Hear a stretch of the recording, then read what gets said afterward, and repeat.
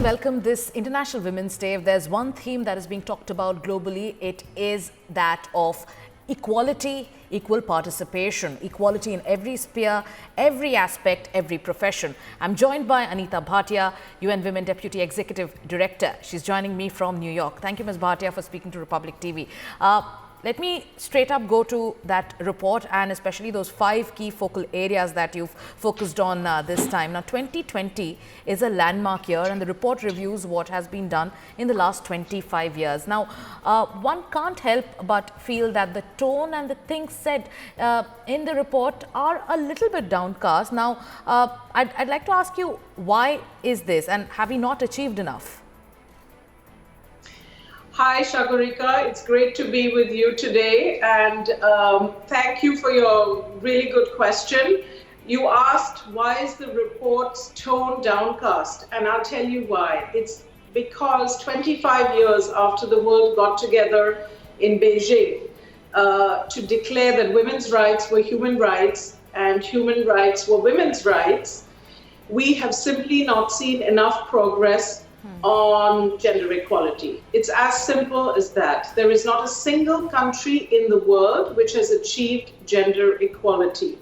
And so while there is a lot of attention being paid to the fact that there are many more women in visible leadership positions, for example, people have been talking about the fact that Finland now has the youngest female prime minister ever. She's 34 years old. I just met her yesterday.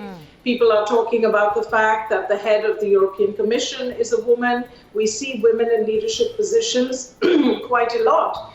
But if you look at the data, actually the numbers are pretty pathetic. So just to illustrate, only 25% of parliamentarians all over the world are women. Less than 10% of the heads of state are women.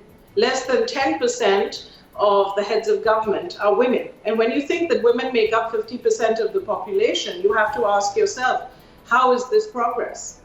And then when you look at other aspects of gender equality, whether it is freedom from violence, whether it is access to resources, economic empowerment, opportunity, equal pay, women are still behind men in many, many aspects having to do with gender equality. And that's why the tone of the report is downcast, as you call it.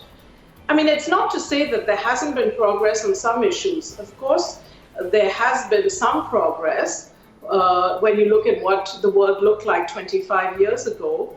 Women do have better access in many places to health services. Female mortality has declined in many countries. But overall, I would say we have to have a real sense of urgency and what I call a sense of radical impatience to achieve gender equality within our lifetimes. Right.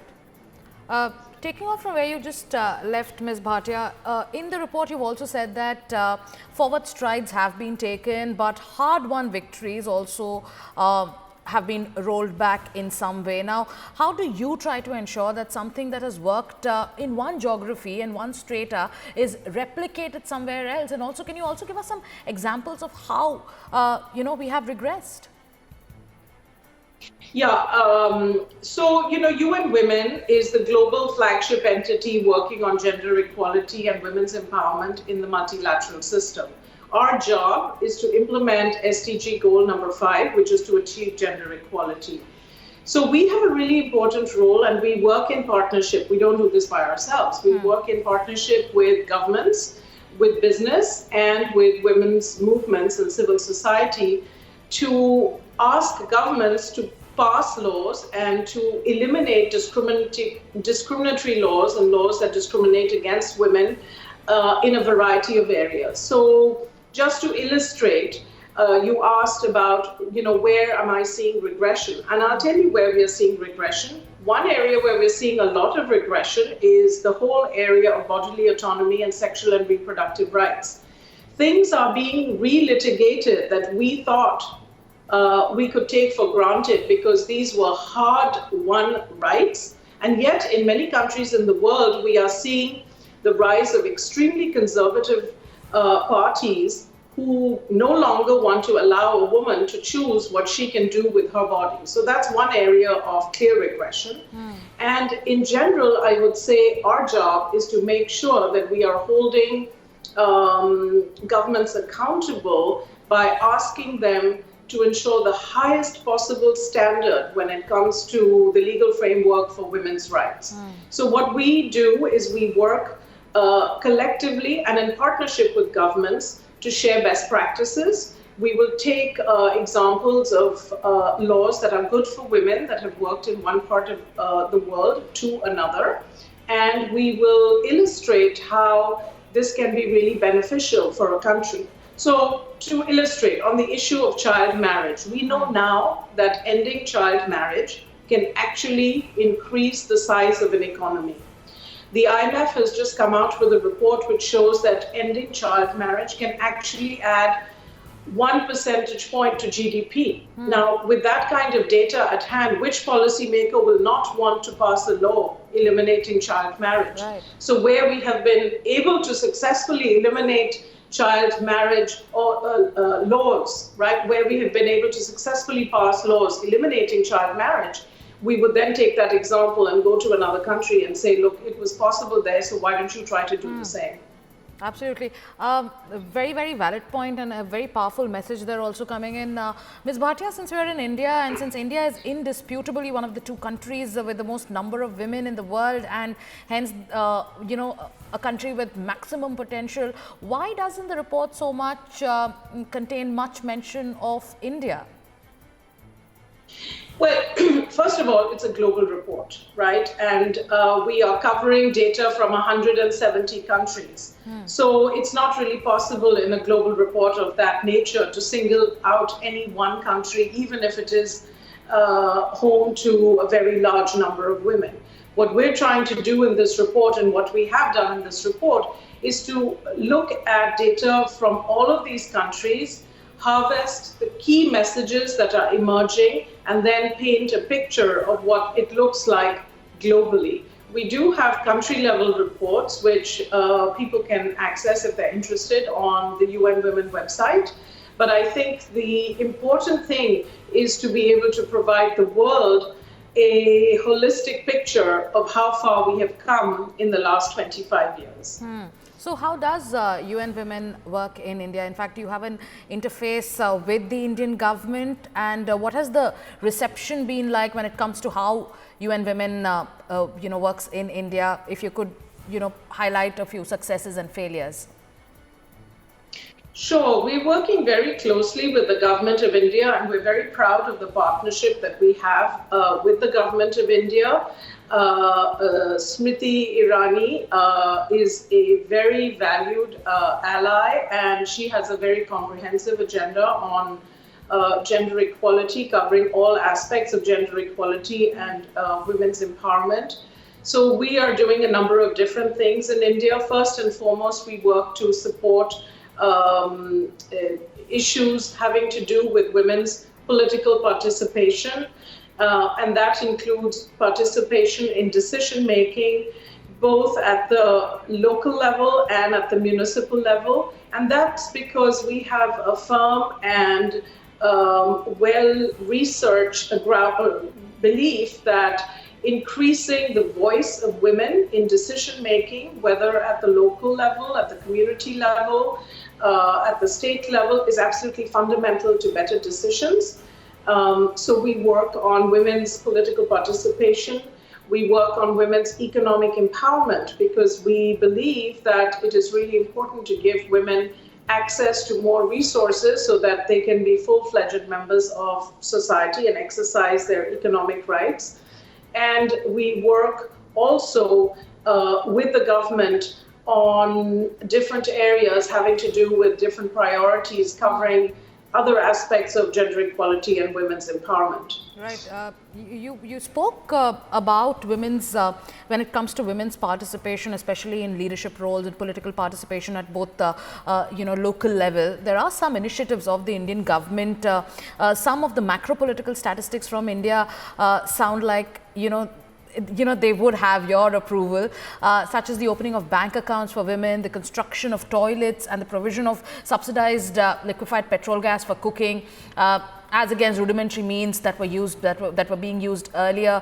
All of this has been done on a war footing, and the fact that India has most number of women MPs in Parliament it's ever had, and a very large women electorate, is UN Women cognizant of these issues? Like you've said, you've called Smriti Irani a valued ally. Are you cognizant, in fact, of the steps taken by the government of India?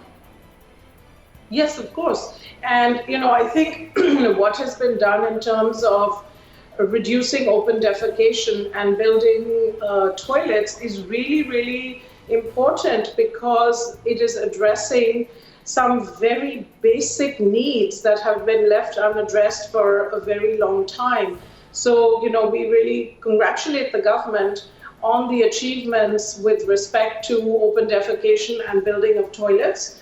I think you talked about access to finance. We too believe that access to finance is absolutely critical for women to advance, because, for a long time, women, not just in India, but all over the world, have been held back by not being able to easily access finance. So anything, whether it's digital or otherwise, that improves women's access to finance is really important for us.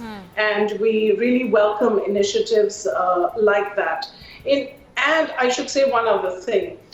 One thing that we have learned from years of research, not just our research, but the research of other institutions and other multilaterals, is that probably the single most important investment that any government can make in improving the lives of girls and women is education. It is the fundamental and most important lever for change. So I think in that sense, the Beti Padhao, Beti Bachao campaign is noteworthy, and I think all governments need to do much more to invest in the education of girls and women, because actually that is an area where we have seen improvements in the last 25 years. But what we're not seeing is the translation of those investments into increased female labor force participation. So while, some things have worked really well, which is investments in primary school, we still have to do quite a lot of work to translate all of that into actual female labor force participation, which in many countries is actually on the decline. Right. And I'm sure the government will definitely take note, because it is not just a pressing issue, but also a very, very important suggestion that you make. Before I let you go, Ms. Bhatia, how much do you think individual and high-profile developments such as women breaking the glass ceiling or a high-profile case of Me Too movement being one, how much do you think that plays the role in the larger overall fight in ensuring gender parity? I think it's a great question, and I think what the Me Too and other such movements have done globally is give women the confidence to come forward. They have brought to light things that have been hidden for a very long time. And it was about time that women were able to speak up and talk about, the atrocities that have been inflicted on them, the harassment that many women face on an everyday basis. How many women do you know who haven't had to face some form of sexual harassment, whether at work or even in the family? So, I think these movements are very important, because they have provided a platform for women to come forward in a way that hadn't been possible before. So I certainly welcome them, and I think there is actually backlash against them, because now, you're beginning to hear about some men saying, some men being afraid because of these movements. And to that, I would say gender equality is not just a women's issue. Gender equality matters for society. It matters for development. We know that countries where women are more equal in all aspects, social, economic, and political, are better off. So, it's a question both of human rights, but it's also a question of building stronger, more inclusive societies. And which government doesn't want that for its citizens? So I think that actually, we should welcome the Me Too and other such movements, and we should recognize that in getting women to speak up and participate more fully, all we are doing is really unleashing the creative and economic potential of half of the citizens of a country or the world.